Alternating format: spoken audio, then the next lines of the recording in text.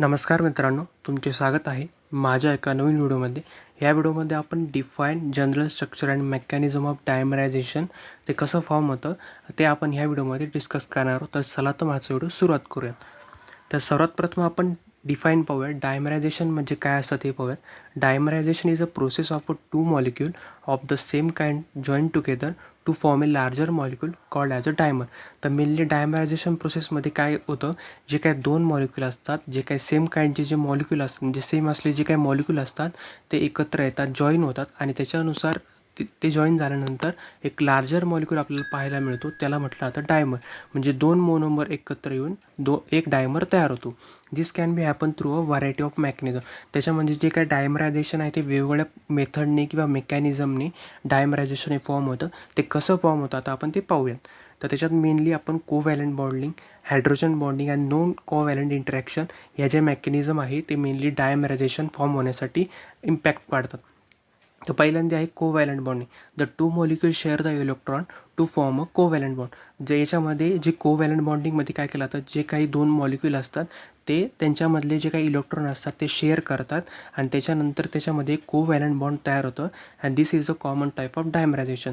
तर mainly डायमरायझेशन covalent बॉन्डिंगमध्ये कसं द्वारे केलं जातं, जे काही इलेक्ट्रॉन शेअर वगैरे केला जातात आणि त्याच्यामध्ये कोव्हॅलंट बॉन्ड फॉर्म होतो आणि नंतर दोघांमध्ये डायमरायझेशन दोघी मोनोमरचं डायमर फॉर्म होतं. तर हायड्रोजन बॉन्डिंग दुसरं आहे. The two molecule are held together by hydrogen bond. This is a weaker type of bonding but it is a still effective in a some cases. तर मेनली याच्यामध्ये काय केलं जातं, जे काही दोन मॉलिक्यूल असतात ते दोघं टुगेदर येतात आणि ते जेणेकरून जे काही हायड्रोजन बॉन्ड असतो त्याच्यामध्ये बॉन्ड होतो त्या दोघी मॉलिक्यूलचा. हायड्रोजन बॉन्ड त्याच्यामध्ये त्यांना बॉन्ड धरून ठेवतो आणि नंतर ही जी काही बॉन्डिंग असते ती विकर असते, पण काही सेम केसेसमध्ये ही इफेक्टिव्हसुद्धा आपल्याला पाहायला मिळते हायड्रोजन बॉन्डिंग. तर तिसरं आहे non covalent interaction. The two molecule are held together by weak forces such as the van der Waals forces or electrostatic interaction. तर मेनली जे काही दोन मॉलिक्यूल असतात ते टुगेदर येतात काही वीक फोर्सेसद्वारे. आणि वॉन्डर वॉल फोर्सेस म्हणजे काय, जे काही न्यूट्रल जे काही दोन मॉलिक्यूल असतात ते एकत्र येतात आणि एक मॉलिक्यूल फॉर्म करतात म्हणजे डायमर.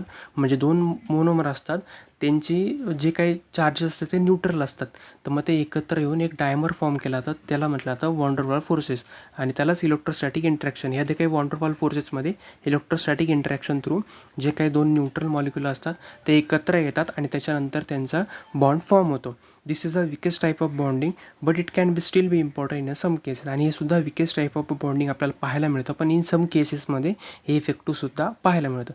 या मेकॅनिझमद्वारे जे काही डायमरायझेशन वगैरे आहे ते फॉर्म होतं मेनली. तर आता आपण त्याचं जे काही ह्या मेकॅनिझमद्वारे काही त्याचे कॅटेगरीज पडतात. दोन मेन कॅटेगरीज पडतात, स्पॉन्टेनियस डायमरायझेशन आणि इंड्यूस डायमरायझेशन. तर spontaneous dimerization occur when the two molecule have a natural tendency to form together आणि form a dimer.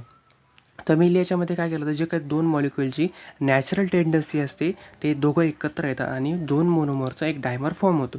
This is often the case the for molecule that have a complementary binding site. आणि ह्या जे कोण दोन monomer असतात त्यांना complementary binding site असते. तुम्हाला एक एक्झाम्पल देऊन सांगतो मी. जे काय आपण एन्झाईम सबस्ट्रेट कॉम्प्लेक्स म्हणतो त्याच्यामध्ये सबस्ट्रेटला एक बाइंडिंग साईट असते. मग त्या बाइंडिंग साईटला जाऊन एन्झाईम बाइंड होतात तिथे त्याच्या साईटला आणि त्याच्यानंतर ES कॉम्प्लेक्स आपल्याला फॉर्म झालेलं पाहायला मिळतं. तर याच्यामध्ये सुद्धा जे काही दोन मोनोमर असतात त्यांचे ते कॉम्प्लिमेंटरी बाइंडिंग साईट असते आणि ते दोघंही त्याच्यात त्या कॉम्प्लिमेंटरी बाइंडिंग साईटमध्ये एक्झॅक्टमध्ये टुगेदर म्हणजे त्याच्यात बॉन्ड फॉर्मेशन होतो आणि त्याच्यानंतर स्पॉन्टेनियस डायमरायझेशन आपल्याला पाहायला मिळतं. त्याच्यानंतर induce dimerization occur when the two molecule are brought together by external factor such as a change in temperature or pH. तर मेनली याच्यामध्ये जे काही दोन मॉलिक्यूल असतील त्यांच्या एक्सटर्नल फॅक्टर जर चेंजेस झाले, जे किंवा टेम्परेचरमध्ये किंवा pHमध्ये जर त्यांचं चेंज झालं तर त्यांचं डायमरायझेशन हे फॉर्म होतं. This type of dimerization often used in the biological system where it can be regulate the activity of protein. तर मेनली याच्यामध्ये काय केलं जातं, जे काही ही जी डायमरायझेशन असतं तर एखादा प्रोटीन दुसऱ्या एखाद्या रिसेप्टरला जाऊन बाइंड होणार आणि तिथे जी काही त्याची ॲक्टिव्हिटी आहे त्याचे रेग्युलेशन वगैरे तो करणार. तर मेनली बायोलॉजिकल सिस्टीममध्ये जे काही इंड्यूस डायमरायझेशन आपण यूज करतो म्हणजे ज्या प्रोटीनचं त्याचं टेम्परेचर किंवा pHद्वारे जे काही एक्सटर्नल फॅक्टरद्वारे त्याची जी काही ॲक्टिव्हिटी आहे ते चेंज करतो आणि त्याला भाग पाडतो रिसेप्टरला बाइंड होण्यासाठी. आणि मग तो तर प्रोटीन रिसेप्टरला बाइंड झाल्यानंतर त्याचं जे फंक्शन वगैरे आहे, ते रेग्युलेशन वगैरे तो तिथे चालू करतो. तर मेनली 2 मेकॅनिझमद्वारे स्पॉन्टेनियस डायमरायझेशन आणि इंड्यूस डायमरायझेशनद्वारे आपण जे काही आहे ते 2 मेन कॅटेगरीजद्वारे मेकॅनिझम हे आपण परफॉर्म करतो. तर मेनली याचं स्ट्रक्चर कसं असतं डायमरायझेशन ते आता आपण पाहूया. The general structure of dimerization is a 2-fold symmetric complex of a 2 identical or 2 similar protein molecule. तर मेनली हे जो डायमरायझेशनचं स्ट्रक्चर असतं ते 2-fold सिमेट्रिक कॉम्प्लेक्स पाहायला मिळतं, कारण की 2 मोनोमर एकत्र आल्यावर एक डायमर फॉर्म होतो आहे ना. तर मग त्याच्यामुळे आणि ते आयडेंटिकल असतात आणि जे आयडेंटिकल असतात तेच 2 मोनोमर एकत्र येऊन डायमर फॉर्म करतात. आणि जे काही सिमिलर असतात प्रोटीन मॉलिक्युल्स सारखे. The interface between the 2 monomer is typically form by the complementary hydrophobic or hydrophilic residue as well as a specific protein interactions as a leucine zipper, helix loop, helix motif आणि zinc finger. तर mainly जे काही interference असतं दोघी मोनोमरमधलं ते typically complementary hydrophobic किंवा hydrophilic रेसिड्यूने एकत्र येतात. तर हायड्रोफोबिक म्हणजे काय, ज्यांना वॉटर हिटिंग जे काही रेसिड्यू असतात, आणि हायड्रोफिलिक म्हणजे काय, वॉटर लविंग जे काही रेसिड्यू असतात ते मेनली याच्यामध्ये येऊन त्यांचं इंटरॅक्शन वगैरे घडतं. तर मेनली जे काही स्पेसिफिक प्रोटीन इंटरॅक्शनमध्ये आपण जर पाहिलं तर लुसिन जिपर आहे, हेलिक्स लूप, हेलिक्स मोटिफ आणि जिंक फिंगरद्वारे हे जे काही इंटरॅक्शन वगैरे होतं ते 2 मोनोमरमध्ये होतं हायड्रोफिलिक आणि हायड्रोफोबिकमुळे. The dimerization interface can the either static or dynamic.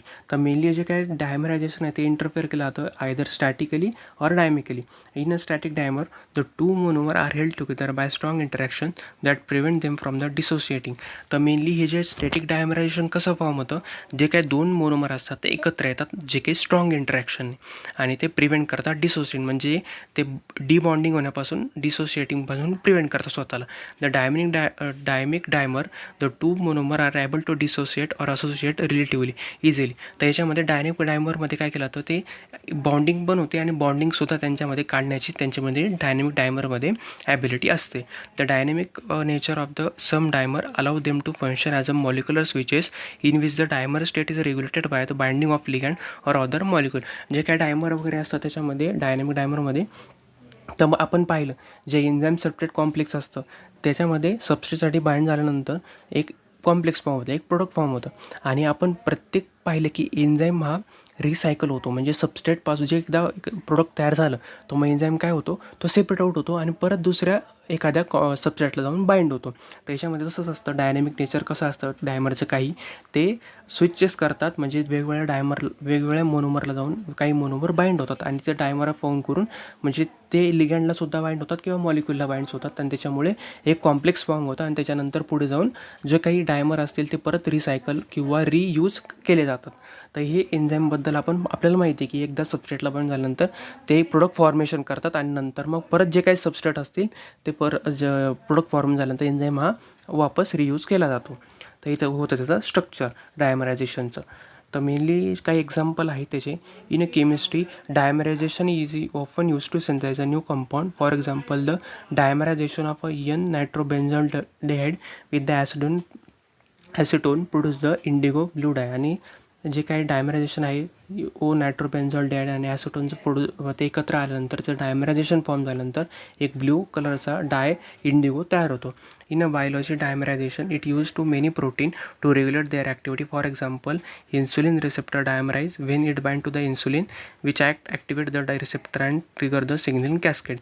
तर इन्सुलिन हा रिसेप्टरला बाइंड झाल्यानंतर एक सिग्नल कॅस्केड हा ट्रिगर करतो आणि तिथं सिग्नलिंग पाथवे हा चालू होतो. In the material science dimerization is use to create the new material which improve the property. For example, dimerization of a carbon nanotube can produce a material with enhance strength and conductivity. आणि डायमरायझेशनमुळे जी काही properties वगैरे असते ती improve करायला मटेरियलची मदत होते. तर या व्हिडिओमध्ये आपण मेनली डायमरायझेशनचे डिफाईन, जनरल कॅरेक्टरिस्टिक्स आणि त्याचं मेकॅनिझम आणि काही एक्झाम्पल आपण पाहिले.